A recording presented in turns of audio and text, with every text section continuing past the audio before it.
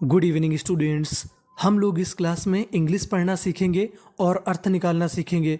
हम लोग एक एक कठिन शब्द पर काम करेंगे कि कैसे उसका उच्चारण करते हैं और कैसे हम उसका अर्थ निकालते हैं। तो चलिए फिर हम लोग इंग्लिश सीखने की करते हैं शुरुआत कहानी के माध्यम से, यानी स्टोरी के माध्यम से। आज की जो हमारी कहानी है उस कहानी का नाम है सरेंडर। सरेंडर का मतलब होता है आत्मसमर्पण। ऑफ पाकिस्तान, यानी पाकिस्तान का आत्मसमर्पण। ऑफ का मतलब होता है का। दिस का मतलब ये। इज इसका मतलब है, ये है। एक स्टोरी का मतलब कहानी। ऑफ का मतलब की या का। आप सेंस के हिसाब से जो भी अर्थ निकालना चाहें निकाल सकते हैं। 1971 1971। इंडिया पाकिस्तान वॉर का मतलब होता है युद्ध। This is a story of 1971 India Pakistan war. ये 1971 की कहानी है भारत और पाकिस्तान के युद्ध की। There, THERE, there. देखिए यहाँ पर देयर का प्रयोग इंट्रोडक्टरी सब्जेक्ट के रूप में हुआ है। इसका मतलब ये होता है कि देयर का यहाँ पे अपना कोई मतलब नहीं है, ये खाली सेंटेंस का अर्थ पूरा करने के लिए यहाँ पर इसका इस्तेमाल किया गया है। वर, आप चाहें तो इसे वेयर भी बोल सकते हैं और वर भी बोल सकते हैं, दोनों ही सही माने जाते हैं। वर का मतलब थे। मैनी, कई। मैनी का मतलब होता है कई। ग्रेट, महान। एंड, और। अब देखिए जो आगे वाली मीनिंग है बड़ी मीनिंग है, और बड़ी मीनिंग को पढ़ने का तरीका ये होता है कि उसे टुकड़ों में तोड़ लें। देखिए इस मीनिंग के आखिरी में लिखा है OUS। OUS को हम लोग इंग्लिश में पढ़ते हैं अस। क्या पढ़ते हैं अस। और आगे लिखा है COURAGE, इसे पढ़ते हैं करेज। तो मीनिंग मिलकर बन गई हमारी करेजियस। करेजियस का मतलब होता है साहसी।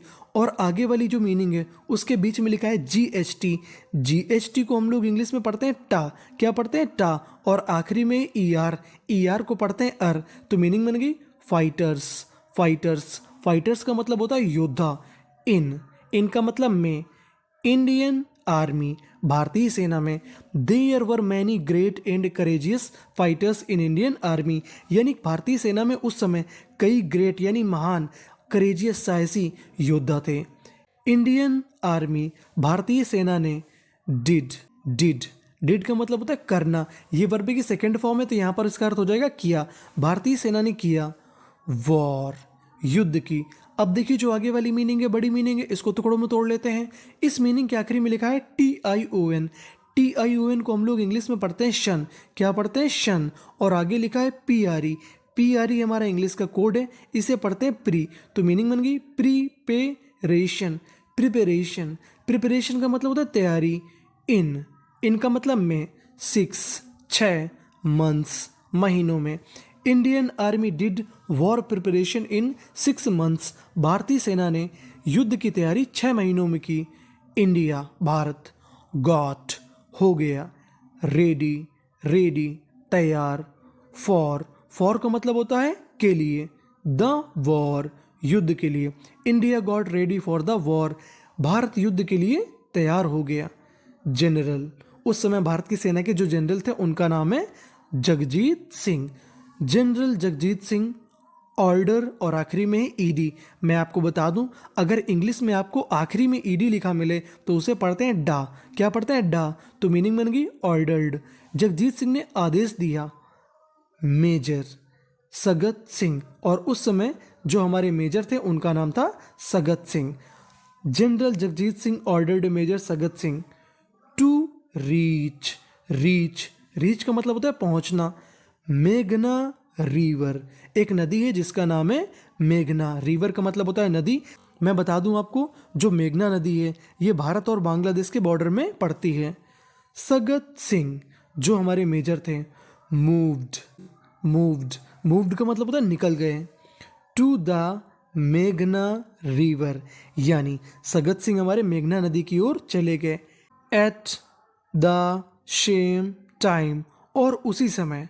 पाकिस्तानी आर्मी हैड, जो पाकिस्तान की सेना थी उसने क्या कर लिया था। अब देखिए जो आगे वाली मीनिंग है उसे कैसे पढ़ते हैं। इस मीनिंग के बीच में लिखा है TURE इंग्लिश का एक कोड होता है। TURE को हम लोग पढ़ते हैं चर। इसे हम लोग टूरे नहीं पढ़ते, इसे पढ़ते हैं चर। आगे लिखा है CAP कैप, TUR चर। कैप्चर्ड का मतलब होता है कब्जे में कर लेना।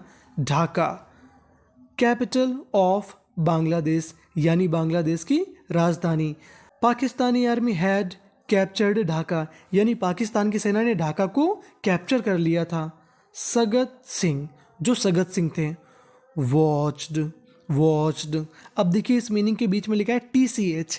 TCH को पढ़ते हैं हम लोग चा, क्या पढ़ते हैं चा, और आखिरी में ED है तो मीनिंग बन गई डा। वॉच्ड, वॉच्ड का मतलब देखा। द टाइम, सगत सिंह ने समय देखा। ही, उन्होंने। फाउंड, फाउंड, पाया।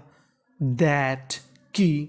He had reached before the time, before का मतलब पहले, टाइम यानी समय। ही फाउंड दैट, उन्होंने पाया कि। ही हैड रीच्ड, वो पहुंच गए हैं। 2 आवर्स बिफोर द टाइम, यानी समय से 2 घंटे पहले। यानी जो सगत सिंह को आदेश दिया गया था कि आप मेघना नदी पहुंचो, वो समय से 2 घंटे पहले पहुंच गए। ही, उन्होंने। अब देखिए जो आगे वाली मीनिंग है उसके आखिरी में लिखा है GST, और मैंने आपको बताया था कि GST को पढ़ते हैं टा, और आगे लिखा है THOU, थॉ, तो मीनिंग बन गई थॉट। उन्होंने सोचा, सगत सिंह ने सोचा। दैट, कि। आई हैव, कि मेरे पास है। आई हैव का मतलब मेरे पास है। Order, Adesh. टू स्टॉप, रुकने का। हेयर, यहाँ पर। He thought that I have order to stop here, उन्होंने सोचा कि मेरे पास यहाँ रुकने का आदेश है। बट, लेकिन। वॉट, क्या। शैल आई डू हेयर, लेकिन उन्होंने सोचा but what shell I do here, लेकिन मैं यहाँ पर क्या करूँगा। सगत सिंह, अब सगत सिंह ने ऑर्डर्ड, आदेश दिया। हिज, अपनी। अब देखिए जो आगे वाली मीनिंग है उसमें T 2 बार लिखा है, और इंग्लिश का एक रूल होता है कि अगर कोई भी अक्षर यानी कोई भी लेटर 2 बार लिखा हो तो उसका उच्चारण केवल 1 बार किया जाता है। तो मीनिंग बन गई बटालियन। बटालियन का मतलब होता है टुकड़ी। Sagat Singh ordered his battalion, उन्होंने अपनी टुकड़ी को आदेश दिया। टू क्रॉस, क्रॉस, देखिए यहाँ पर क्रॉस में भी S 2 बार है तो उच्चारण 1 बार करना है। क्रॉस का मतलब पार करना। द मेघना रिवर, सगत सिंह ने आदेश दिया अपने सैनिकों को कि मेघना नदी को पार कर जाओ। होल, WHOLE, होल का मतलब होता है संपूर्ण। सोल्जर्स, SOLDIERS, इसे पढ़ते हम लोग सोल्जर्स। होल सोल्जर्स, सभी सैनिकों ने। क्रॉस्ड, पार कर लिया। द रिवर, नदी को। इन का मतलब में। 15 मिनट्स, सभी सैनिकों ने 15 मिनट में नदी को पार कर लिया। सगत सिंह, GST टा THO थॉ, तो मीनिंग सगत सिंह थॉट, सगत सिंह ने सोचा। वाई, क्यों। आई, अब देखिए जो आगे वाली मीनिंग है बहुत ही महत्वपूर्ण मीनिंग है। इस मीनिंग में लिखा है SHOULD, इस मीनिंग को हम लोग पढ़ते हैं शुड, क्या पढ़ते हैं शुड। ऐसी एक मीनिंग और होती है WOULD, उसे पढ़ते हैं वुड। COULD, उसे पढ़ते हैं हम लोग could. Why I should, should का मतलब चाहिए। वेट, इंतजार करना। फॉर, के लिए। एनीथिंग, एनीथिंग, किसी भी चीज के लिए। Sagat Singh thought why I should wait for anything, Sagat Singh ने सोचा कि मैं किसी चीज का इंतजार क्यों करूं। आई शुड, मुझे चाहिए। अटैक, हमला करना चाहिए। अटैक का मतलब हमला करना चाहिए।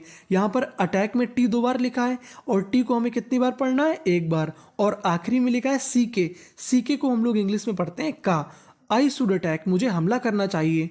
टू पाकिस्तानी आर्मी, यानी किस पर हमला करना चाहिए, पाकिस्तानी आर्मी पर। देयर वर, वहाँ पर थे। ओनली, केवल। 10,000 टू 13,000 इंडियन सोल्जर्स, और वहाँ पर कितने सैनिक थे, 10,000 से लेकर 13,000 सैनिक थे। वेन, WHEN, वेन, वेन का मतलब जब। Pakistani army came to know, came to know, came to know का मतलब होता है पता लगना। जब पाकिस्तानी सेना को पता लगा। देखिए ये हमारी मीनिंग है नो, और आपको एक चीज़ याद रखनी है, अगर आपको कभी एन से पहले के लिखा मिल जाए तो हमें के का उच्चारण नहीं करना होता। नो, नो का मतलब जानना। केम टू नो, जब पाकिस्तानी सेना को पता चला। दैट, कि इंडियन आर्मी, भारतीय सेना। हैड अटैक्ड ऑन हिम, जब पाकिस्तान वालों को पता चला कि भारतीय सेना ने उन पर हमला कर दिया है। They fought, FOUGST, fought, they fought, वे लड़े। फॉट का मतलब लड़ना। ओनली, ONLY, ओनली, केवल। 30 minutes, they fought only 30 minutes, Pakistan की सेना ने केवल 30 मिनट लड़ाई करी। आफ्टर, बाद में, 30 मिनट्स, 30 मिनट के बाद, दे, उन लोगों ने, सरेंडर्ड, सरेंडर्ड, सरेंडर्ड का मतलब आत्मसमर्पण कर दिया। देखिए इस मीनिंग में आर 2 बार है, उच्चारण 1 बार करना है, और आखिरी में लिखा है ई आर, तो ई आर को पढ़ना है अर, और आखिरी में ई डी तो डा, सरेंडर्ड, उन्होंने आत्मसमर्पण कर दिया। 10,000, 10,000, इंडियन, भारतीय, सोल्जर्स, सैनिक, वॉन, जीत गए, अगेंस्ट, अगेंस्ट का मतलब होता है खिलाफ, 93,000 पाकिस्तानी सोल्जर्स, यानी 10,000 भारतीय सैनिक 93,000 पाकिस्तानी सैनिकों के आगे जीत गए। दिस वॉज, ये था, बिगेस्ट, सबसे बड़ा, सरेंडर, आत्मसमर्पण, in the history of world, यानी विश्व के इतिहास, हिस्ट्री का मतलब होता है इतिहास, यानी ये विश्व के इतिहास का सबसे बड़ा सरेंडर यानी आत्मसमर्पण था। अब आप लोग चाहें तो जय हिंद लिख सकते हैं। Thank you for watching.